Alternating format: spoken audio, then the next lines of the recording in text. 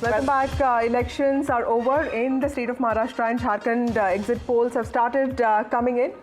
Right, and with a lot of health warnings and caveats and, a bucket of salt, we're going to take you through the exit polls and what they're predicting for Maharashtra and for Jharkhand. So there you can see, let's look at the Maharashtra exit polls. Dainik Bhaskar giving the Mahayuti 125 to 140. MV is getting 135 to 150 there.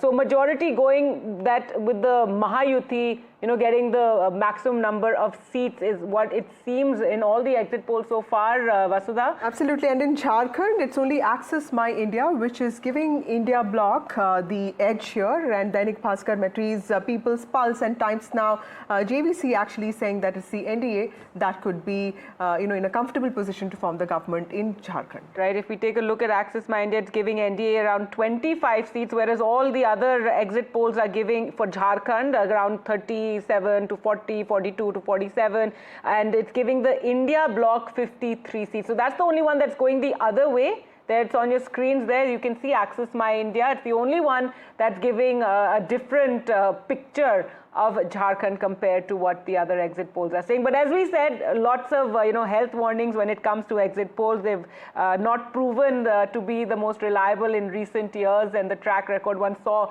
in the Haryana elections as well. Well, let's go across to the panelists who are here with us, and we have Dr. Badri Narayan also there with us, and we were talking about what the impact of this election would be on the parties in Maharashtra, on both the Shiv Senas, both the NCPs, and also the impact it's going to have on the larger national picture.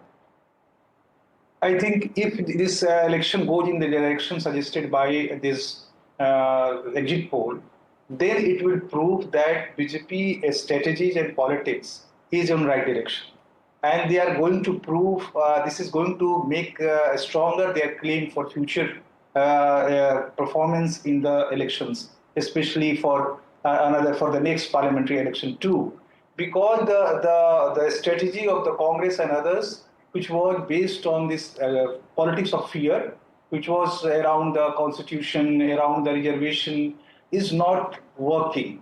It worked at some time. And secondly, sympathy votes, which was cultivated by the this Mahavikas Aghadi, has faded now.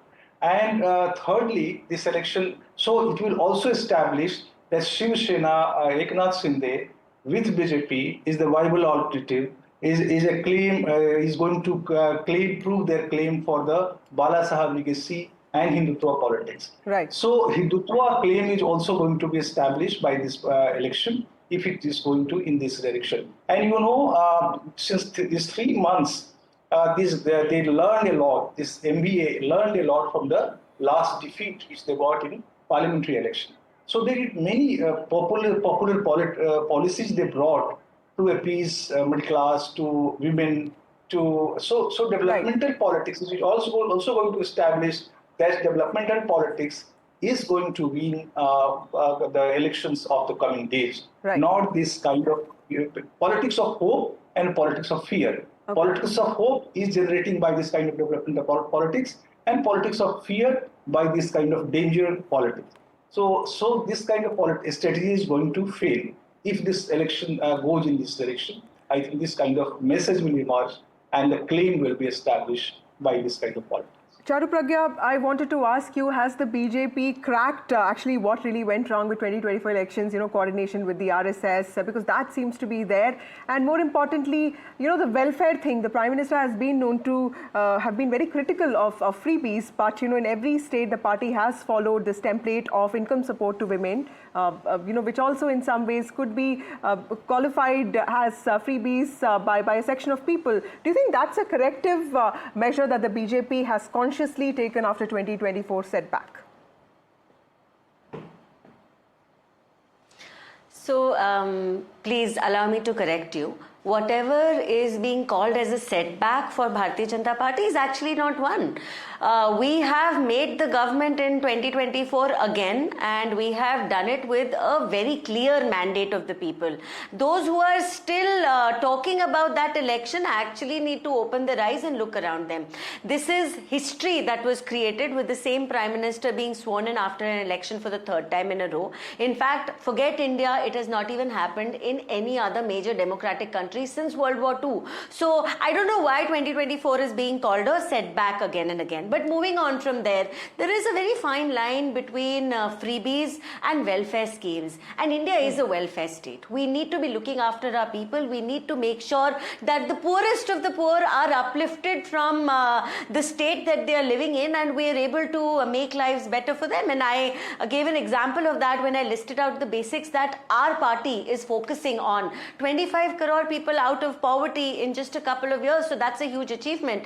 So we have to also look at the coffers of a state, and that is where the difference lies. When you set out a budget, when you set out to make promises during elections, it cannot be made up in the air. It cannot be made in such a way that, okay, let me promise the sun and the moon and the stars right now, but God forbid if I actually come into power, I have no idea how I'm going to fulfill those promises. And Congress has shown that kind of irresponsible behavior in Karnataka, in Himachal Pradesh, when they were in power in Rajasthan.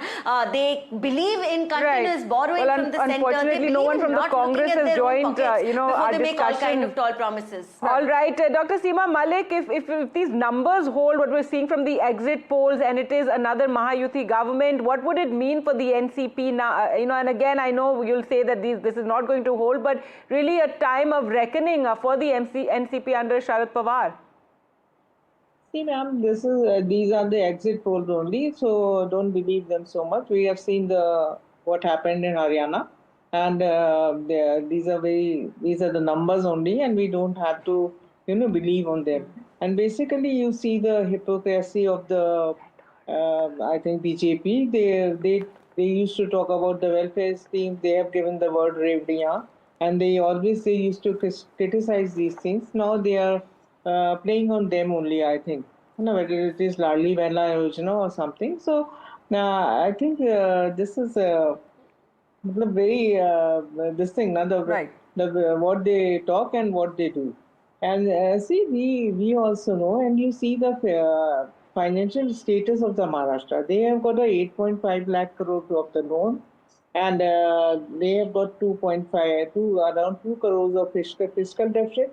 Their DTP contribution has decreased. It is from 15.1 to 13 point something, and their per capita income of the So, ma'am, you have also, at least MBA also promised the same things, actually, enhanced a lot of these promises. If your alliance actually comes to power, there'll be questions asked of you as well, right? So, I mean, we're completely running out of time. We also have Sanjay Seth, who is a minister from Jharkhand, also an MP from there, MOS Defense, joining us. Thank you, Sanjay ji, हमसे बात करने के लिए. आज झारखंड की voting खत्म हो गई है. 2019 में बीजेपी को 25 सीटें मिली थी, और 2024 लोकसभा चुनाव में पार्टी जो है वो ट्राइबल सीटें जो है सारी हार गई थी. तो इस बार आपको क्यों लगता है कि बीजेपी अच्छा परफॉर्म करेगी झारखंड में? देखो, आप इस बार परिवर्तन की लहर चल रही है. परिवर्तन इसलिए कि जेएमएम और कांग्रेस ने जो कहते हैं ना, अपने वायदे पे एक भी वायदे पे खरे नहीं उतरे. एक वायदे पे इन्होंने मुंह मोड़ लिया. इन्होंने 5 साल पहले मुख्यमंत्री ने कहा था कि मैं पिताजी की कसम, शिबू सोरेन की कसम खा के कहता हूं कि 5 लाख नौकरी दूंगा हर साल, नहीं तो गद्दी पे लात मार दूंगा. ना नौकरी मिली और ना गद्दी पे लात मारा.